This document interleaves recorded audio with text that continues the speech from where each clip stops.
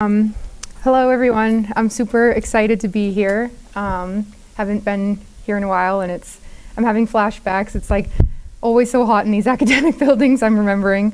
But yeah, so I'm here today to talk about how data drives the automotive industry at CarGurus. Yeah, and a little bit about me. I graduated Bentley class of 2022. My major was data analytics, and I had minors in actuarial science and business studies.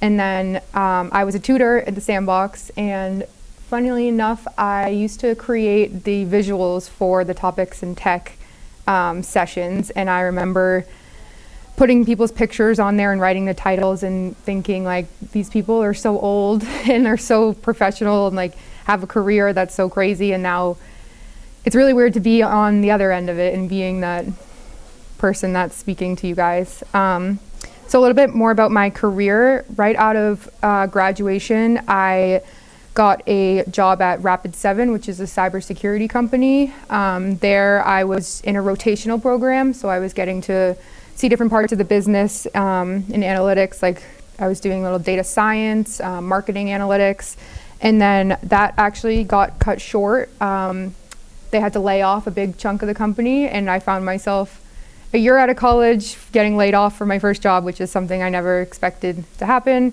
But now I can say everything happens for a reason, because I'm now a sales data analyst at CarGurus. I've been there for 2 years now, and it's been great so far. So just a quick agenda. We're gonna go over what is CarGurus, who are our customers, data in the automotive industry, my role as a sales data analyst, and then we'll have time for questions.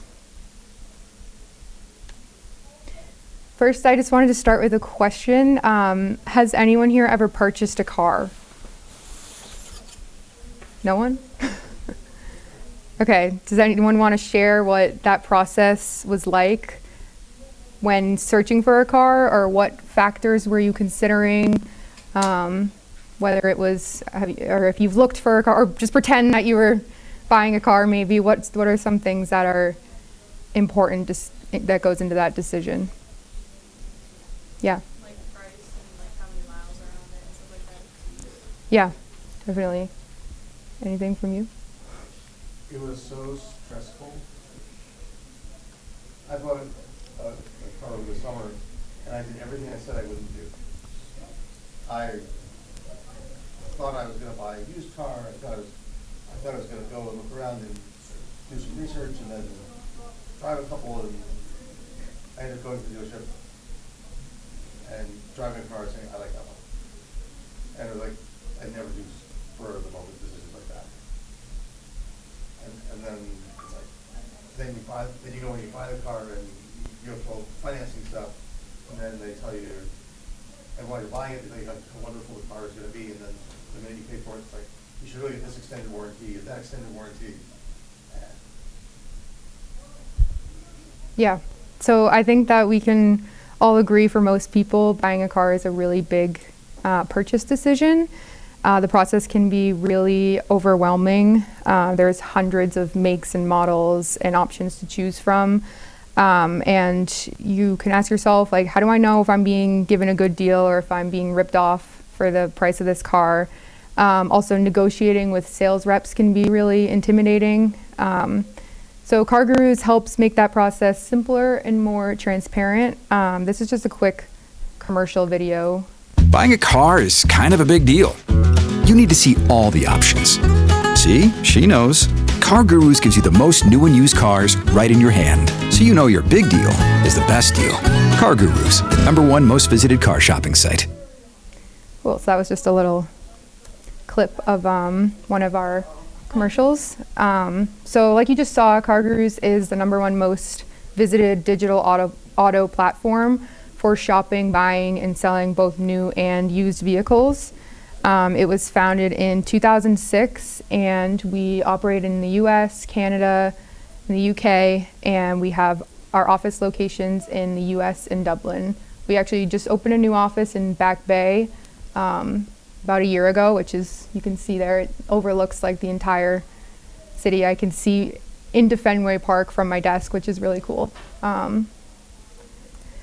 So who are CarGurus customers? We have consumers and dealers. Consumers are people like us who are interested in buying a car, are going onto our website or our mobile app and browsing through different car selections, putting leads on certain cars, meaning they're interested in reaching out to the dealer that this is listing this car. But it doesn't cost the consumer anything. We don't have to pay to use the app. So the question is, how do we, as a business, make our money? And that's where dealers come into play. We sell our listing products and our data tools to dealers so that they can post and sell their cars. So in summary, we get dealers to post their cars on CarGurus, and then we market to consumers to buy those cars so that the dealers can make money and sell their cars. And we make money from the dealers. So how do we do this? We are a very data-driven company. So I want to talk a little bit about why data matters in the automotive industry. We already kind of touched on why it matters to the consumers. People want to make sure they're finding the right car based on their specific needs. The data also plays a huge role to our dealers as well. Dealers make money by selling cars. They have a business model themselves, and they have strategies and goals to work towards. They need to know how to price their cars, what cars they should be buying, and in general, how are they doing compared to other dealerships near them. They're competing against dealerships, so they want to know things like, how do I need to adjust the price of this car so that when somebody goes and searches for a car, it shows up at the top of the page and they're going to choose my car over another dealership. So next is how we use data at CarGurus. So when you think about being on the website or the mobile app, every time somebody searches for a car, clicks a listing, compares prices between different vehicles, that interaction generates data. We then use that data to make buying and selling cars smarter, faster, and more transparent.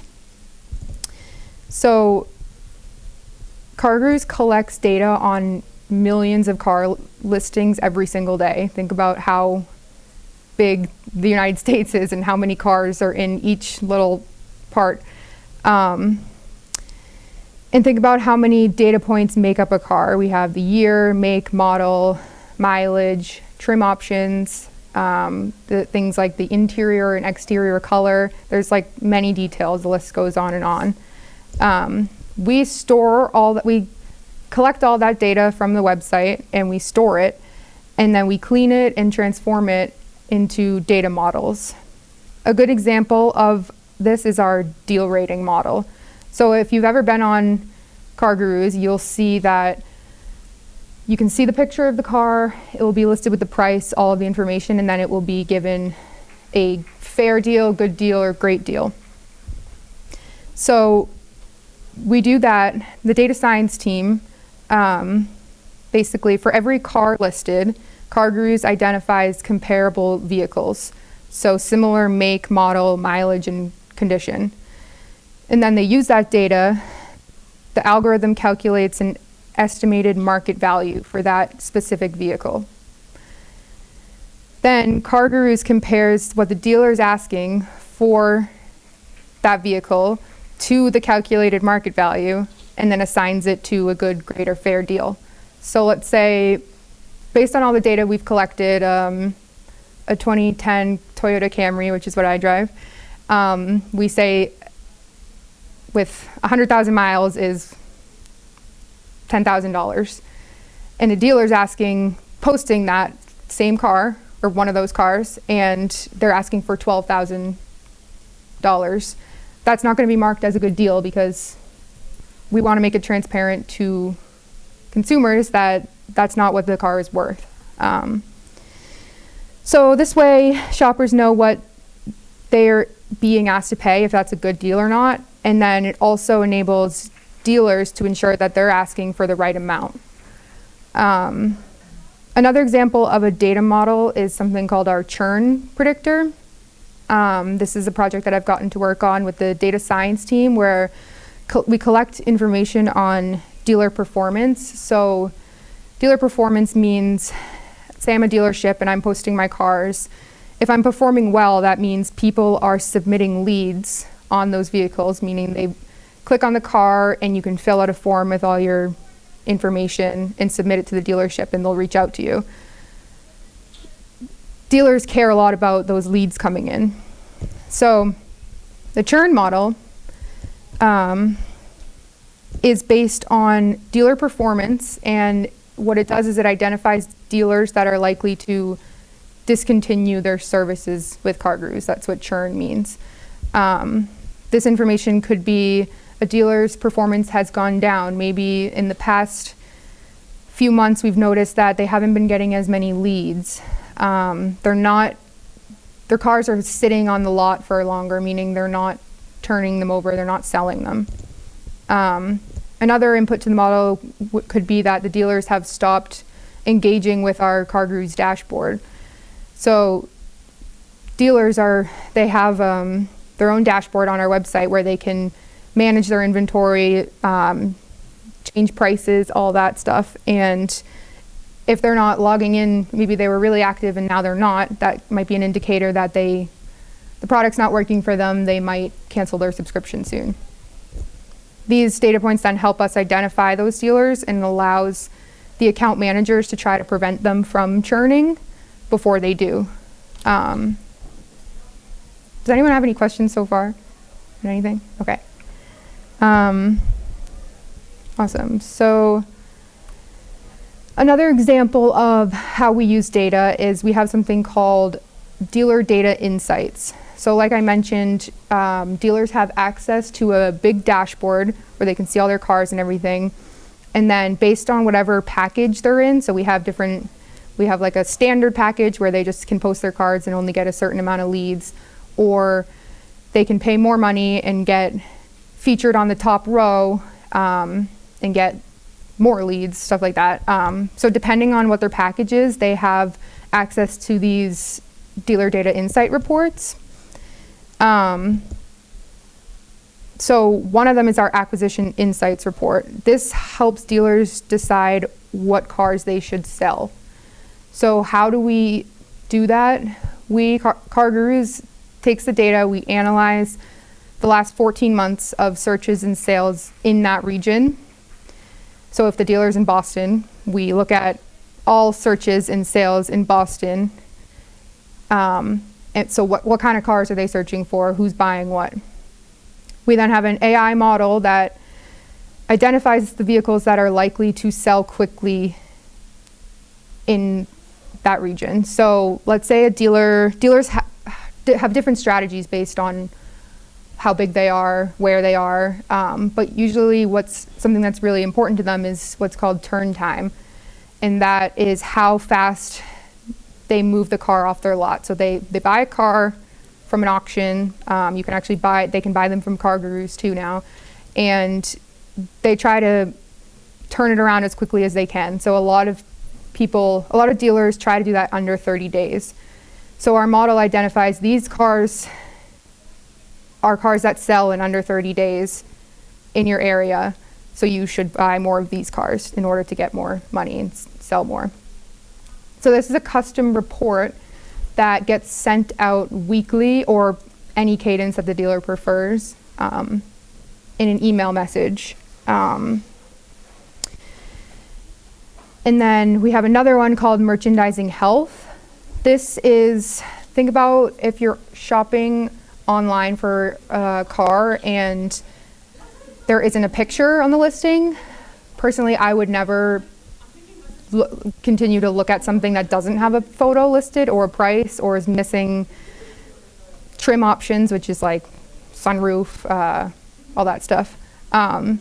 So that's really important for dealers to know. Some dealers are massive. They have hundreds of cars and it's hard to keep track of their listings, and keeping up with, are we updating pictures, pricing, all of that. So this report takes all that data on this car's missing a photo, all that, and it sends it to the dealer once a week so they can go in and add photos and get those, increase the exposure in the search results and get more leads essentially. Okay. This is the pricing tool. So like I mentioned this is part of the dealer dashboard where dealer logs in, they can see all their cars, and then for each car individually, they can see what price they have it set as right now, and then how they would need to adjust that price to get to a higher deal rating. So let's say they have 5 overpriced cars. They could click into those and see, some might even be, if I decrease this car by $500, say, it will move into a fair deal rating. So that's quick wins for them. And moving into a fair deal rating means more people are going to be interested in buying it because nobody's going to buy an overpriced car, or I wouldn't. So yeah, that's the pricing tool. Again, that's how we bring data in from our website and allow the dealers to make decisions for their inventory based on that. Okay, so I'm part of the sales analytics team, and working in the sales department was new to me when I started at CarGurus. I had no experience in the sales world. I also didn't know anything about cars, which is like, just shows that data is everywhere and you don't need to know, I didn't need to know things about cars. I learned it's possible. So there's so much data at CarGurus, and applying it to sales specifically has been so interesting and actually really fun for me. So again, sales at CarGurus is selling our listing package to dealers. We have different subscription tiers that give you different features. Dealers can upgrade to higher packages to get their listings more visible, sell more cars. Dealers are very interesting customers. Many of them are extremely busy. They work weekends. It's not always easy to get them on the phone. They care about moving their cars off the lot and making money. Sales at CarGurus is all about building and maintaining a good relationship with our dealers. So in the sales department, we have account executives and account managers. Each of them have a book of business is what it's called. And that means they have 100-something accounts. An account is a dealership, and they're responsible for the relationship with that account. The account executive is focused on selling to the dealer. So they have to look through their book of business and find accounts that are a good fit for our products, or a good fit to upgrade to an add-on product, meaning like highlight is where you can pick one of your cars to be at the top of the page. Account managers are responsible for post-sale. So once a dealer signs up with CarGurus, they help them get set up with their dashboard, which I showed where we have the pricing tool. They show them how to set up the email reports like we saw before. They also have performance calls with them where they show data on how many people are looking at their cars, what does their pricing strategy look like? And where I come into play is providing them with reports to help them do all of this. It's so important for our sales reps to understand the dealership as a whole, like their pricing strategy, and really be able to provide data to them because that's what they care about. So we talked about how every interaction with our website is data. I collect that raw data along with all the data that we have on our dealers, which lives in a tool called Salesforce. And that is all the account information, like who at the dealership, who's the used car manager, who should I be reaching out to for this reason? What is their billing information? All that data. And then things like, when was the last time someone from CarGurus actually spoke with this dealer? Has it been a while? Should we check in with them? That data lives in our data warehouse, which is called Snowflake. I use SQL to combine and transform all of that data into these actionable insights. On the next slide, I have examples of 2 different dashboards that my team and I have built. I'll show you after this. But another one of my biggest responsibilities is analyzing competitor data. So we obviously have, there's other marketplaces out there like AutoTrader, Cars.com. We pay a third-party vendor to get data on where dealers are listing their cars. That helps us know how we're doing compared to our competitors, and also we're able to validate that we are the #1 shopping site. And then it also helps sales reps, as they might be looking through their list of dealers, their book of business, and they might see that this dealer is not on CarGurus, but they are actually on one of our competitor sites. This tells me this dealer is open to listing their cars online. So the sales reps are going to then take that and try to get them to list with CarGurus. So this is just like a quick screenshot of a report that I've built. This is used by both account executives and account managers. And again, they really need to understand what's happening at the dealership, what's happening with their cars, what's happening with their performance on CarGurus. And before this existed, it was a big struggle for sales reps to get all this information quickly. They would spend hours with all these different data reports and have to pull all this stuff all together, whereas this gives them a quick snapshot into what's going on. So you can see it's separated into these like tile formats with like the ability to click through. So for example, we have product performance, meaning month over month, this past year, how many leads is this dealer getting? How much are they paying per lead?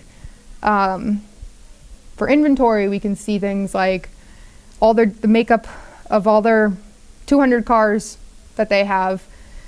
How many of them are in a good, great, or fair deal? What can we do to get them featureable, meaning they are fair, good, or great?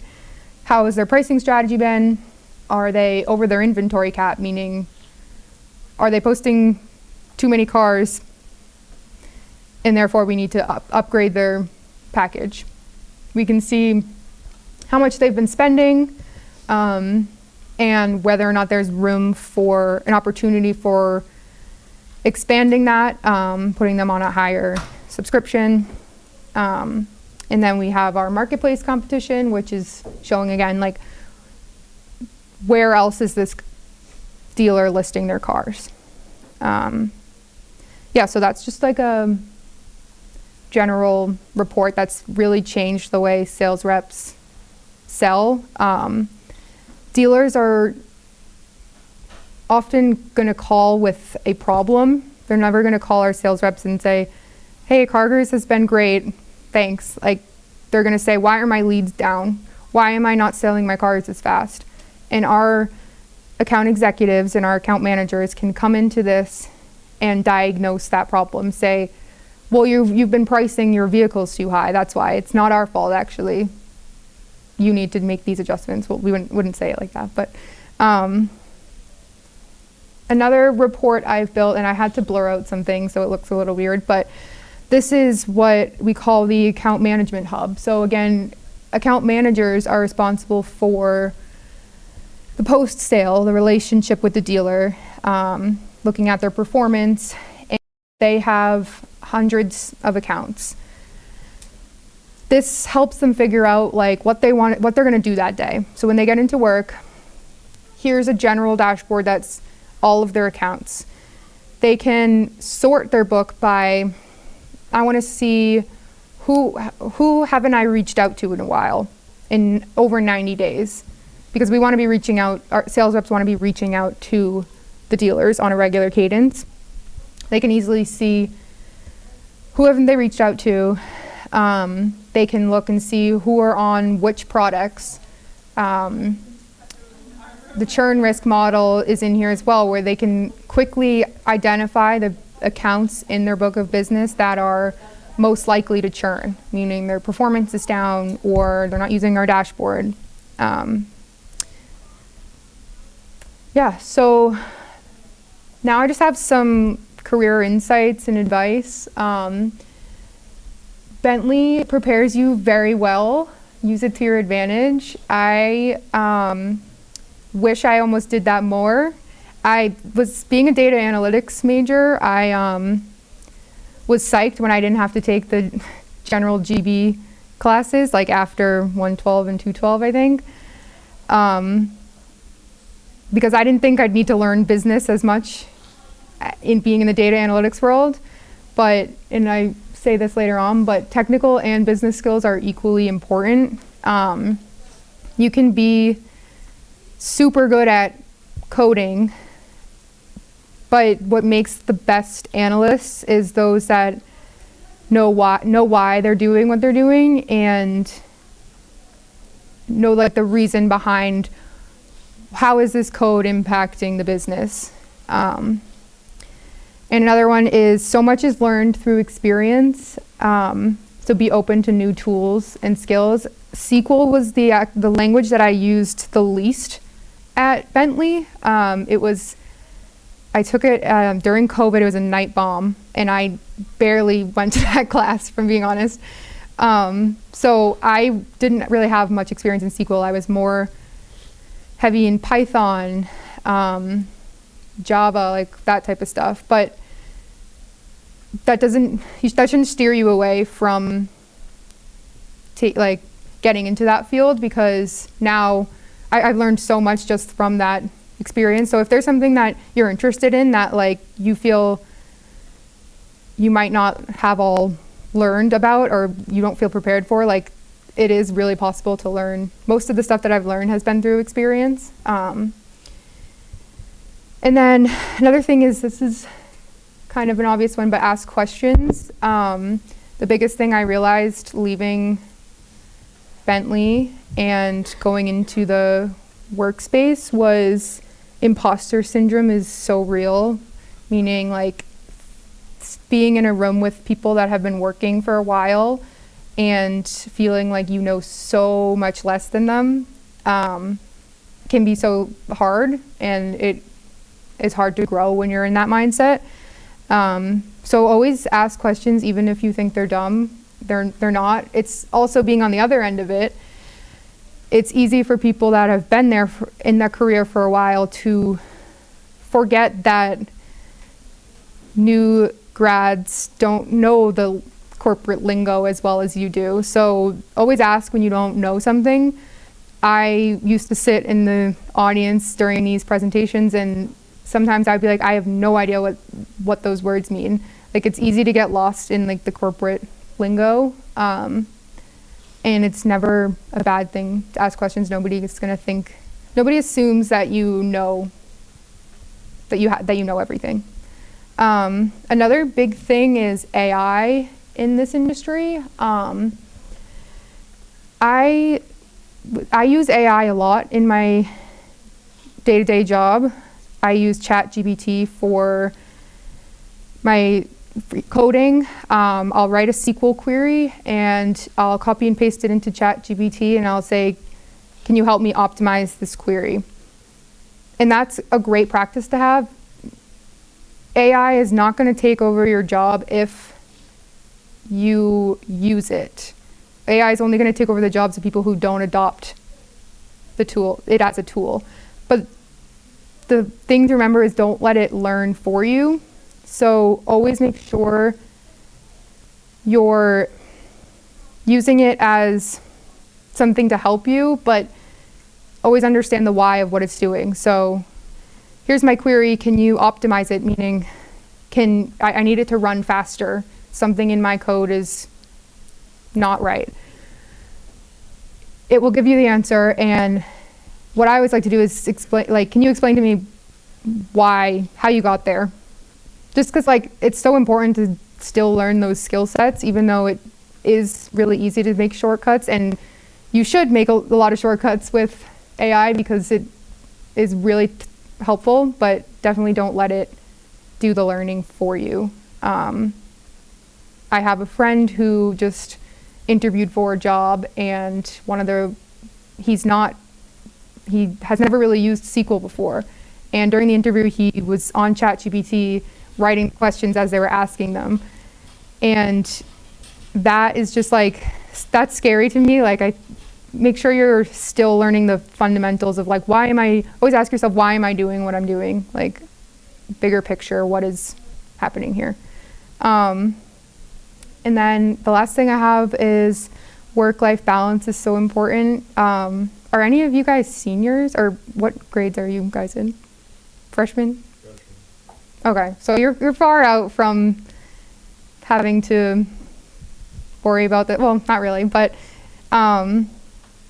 it's a really hard transition from graduating to working. So just like being lenient with yourself is so important. And yeah, this is just a slide about working at CarGurus. Having gone from what I thought was my dream job, and then getting laid off from that to CarGurus, I really learned what it's like to work for a company that cares about its employees. CarGurus has an amazing culture. One of the greatest things that I recognized when I joined was how long people have been there. Everybody I asked was like, I've worked here for 7 years, 10 years, 5 years. And the amount of people that have left to explore other places and have come back is like a lot. So it's just a little plug for CarGurus as a really, really great place to work. The office is amazing. And I know it seems like most of you are freshmen, but here's just like how little stay in touch slide. You can explore our career site. We have summer internships. I think those get released in January or February. We have social media accounts. And then I think that's it for my slides. I'll leave this up if anyone wants to. Does anyone have any questions or anything? Did you guys feel like you got value out of this, or like you were understanding? Okay, that's good. No questions at all?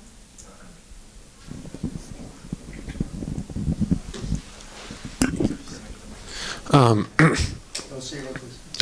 name is Paxton. And so you said you do a lot of like cleaning data and stuff. Is that just what a day in your life looks like? Like, what does like one work day look like for you? Yeah, that's a hard question to answer as an analyst because not every day is the same. I'll work on like multiple projects at a time. Sometimes I'm doing just like quick reports where I'm pulling data into a Google spreadsheet and sending it to somebody. Other times I'm thinking really deep into dashboard design. One thing is trying to story tell data to sales reps can be a learning curve, because coming from like a very technical person and trying to give data to a less technical person in a way that they are going to say, okay, I'm going to use this to do this, is very interesting to learn. And I forget what I was saying. Yeah. So sometimes I'll be spending a lot of time like, how can I use this data in a way that sales reps are going to be able to use it?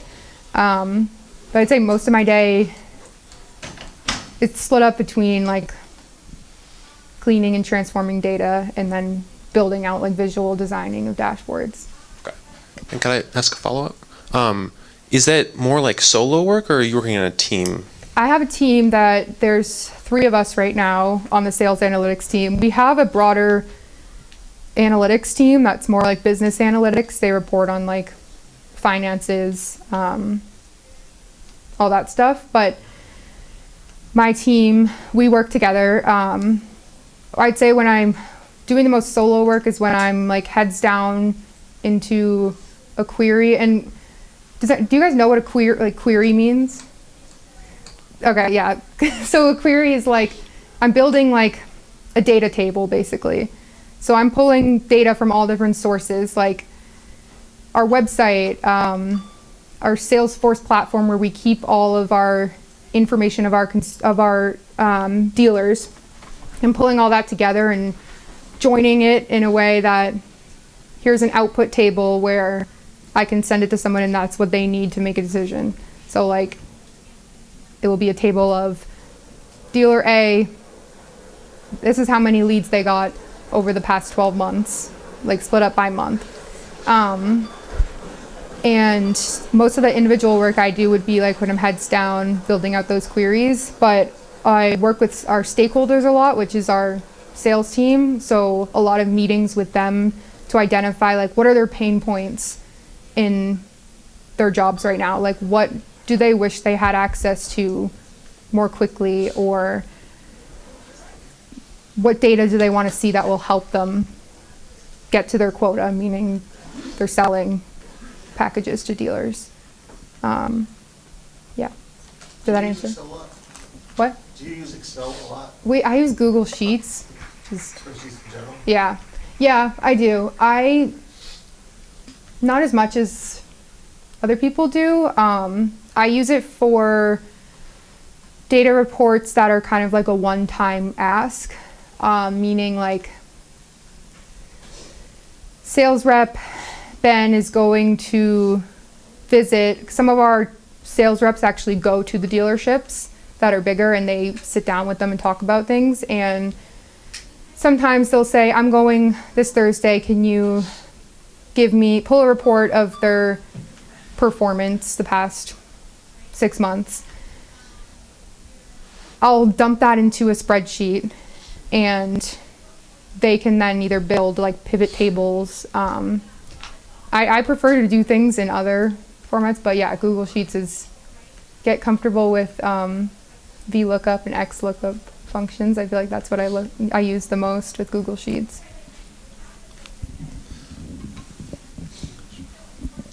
Hi, I'm Ariel. Hi.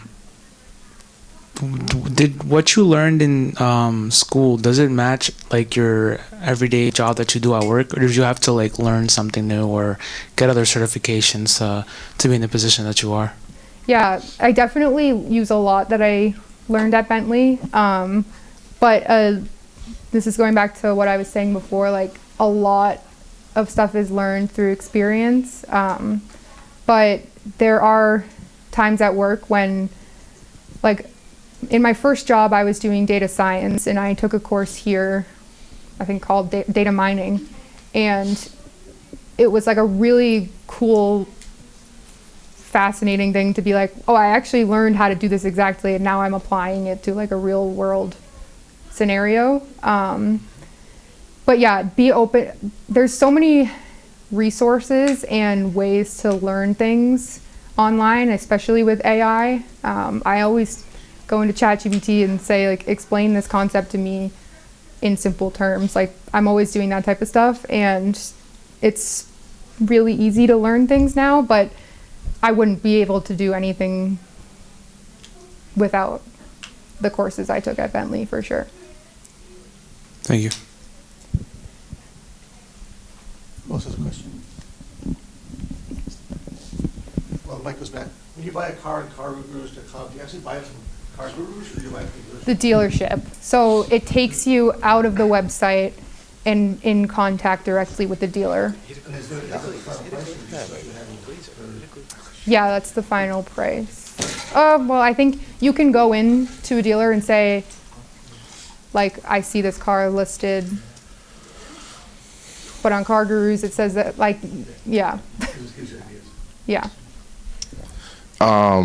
First of all, I just want to say thank you for doing this for us and taking the time out of your day. Of course. My question is, do you make commission off selling the CarGurus platform, or is it more like wage, stuff like that? Our sales reps do. So they have a monthly quota that they have to reach, meaning they need to sell X amount of dollars to their dealers each month.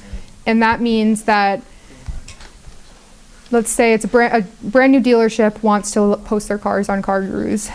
We're going to charge them, I'm just going to say $5,000 a month to post those cars. And that depends on, we have a whole pricing model that's like different prices for each dealer. But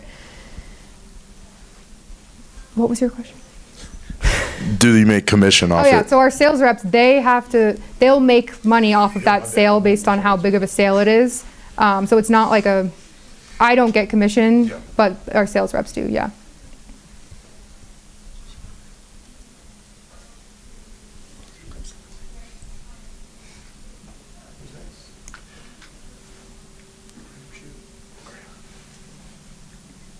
That's my first bill. Wait, I'll ask you a question. What's the rate you in today? How do you maintain a healthy work-life balance? Something I'm still trying to figure out. No, but I think just like not letting yourself get, it's important to like push yourself and be really into your work, but not letting yourself get like, being able to step away from it and not let it consume you is really important. Like making time to do other things. That one of the biggest things that I struggled with when I left college was, I was like, I don't have hobbies anymore. Like I just work and like there's no time. So like being able to like leave work and clear your mind from that and like do something that excites you is really important. And having a job where I felt really confident in what I was doing, and then to all of a sudden not have that job anymore, like being laid off, just kind of showed me like it's important to be really invested in your job, but like don't put your entire persona into it. Yeah, because anything can happen. Are you in the office every day, or do you get to work from home? We're hybrid, so we have to be in 60% of the quarter. So that means about 3 days a week, which is really great because the office is amazing. We have like a huge space and it's tons of rooms, ping pong tables. Yeah, it's fun. And I think being in person just like makes things so much easier for starting off and learning. Like it's so much easier to learn when you're talking face to face with someone. Yeah.